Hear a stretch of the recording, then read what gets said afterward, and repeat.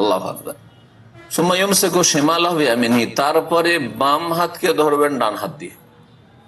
বাম হাতকে ধরবেন ডান হাত দিয়ে, তার মানে ডান হাত কি ওপরে থাকবে, ডান হাত ওপরে থাকবে। ওয়া আহইয়ানান ইয়াদাউ ইয়াদাহুল ইউমনা আলা শিমালিহি, এই ক্ষেত্রে একটা তরিকা নবী সাল্লাল্লাহু আলাইহি ওয়াসাল্লাম বর্ণিত যে ডান হাতকে রেখে দেবেন বামের ওপর, এইরকম করে, যেন অনেকে এরকম করে বাঁধে, এটাও সুন্নাত। যখন এইরকম রাখবেন কখনো নাভির নিচে হাত নামবে না। আপনি সোজা দাঁড়িয়ে দেখেন, একজন দাঁড়ান, আপনি দাঁড়ান, দেখেন এইরকম করে যদি বাঁধেন, নামান তো হাতটা নাভির নিচে যাবে না, যতক্ষণ ঝুঁকবেন না, ঝুঁকতে হবে আপনাকে, রুকুর মতো হয়ে যেত, তাহলে নাভির নিচে যাবে। তাহলে নাভির নিচে যে জয়ী ভিত্তিহীন, এটা প্রমাণিত হচ্ছে। নাভির নিচে নবী সাল্লাল্লাহু আলাইহি ওয়াসাল্লাম হাত বাঁধেন নাই, এর বোঝা গেছে?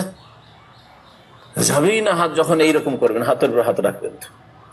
আর একটা তরিকা হচ্ছে যে ডান হাত দ্বারা বাম হাতকে ধরতেন, এইরকম কবজা বলছে, এইটাতে নাভিতে যেতে পারে, কিন্তু হাদিস আছে যে কোথায় রাখতে হবে, সাদরে, সিনার উপর, বুকের উপর রাখতে হবে। তাই বলছেন ওয়া আহইয়ানান ইয়াদাউ ইয়াদাহুল ইউমনা আলা যিরাইহিল ইউসরা, কখনো হাতের উপর হাত রাখতেন, কখনো একবারে জেরা, বাহুর উপর, বাহু এইরকম করে রাখতেন।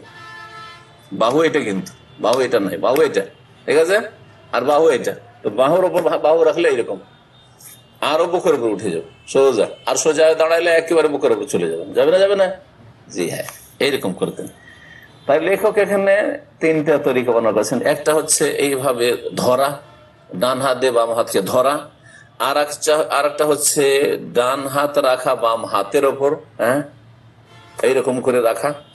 আর একটা হচ্ছে ডান হাত বাম কিসের ওপর, বাহুর ওপর রাখা, এরকম বাহুর ওপর রাখা। ওয়াদাউহুমা আলা সাদ, দুই হাতকে কোথায় রাখবেন, আলা সাদরিহি, বুকের ওপর।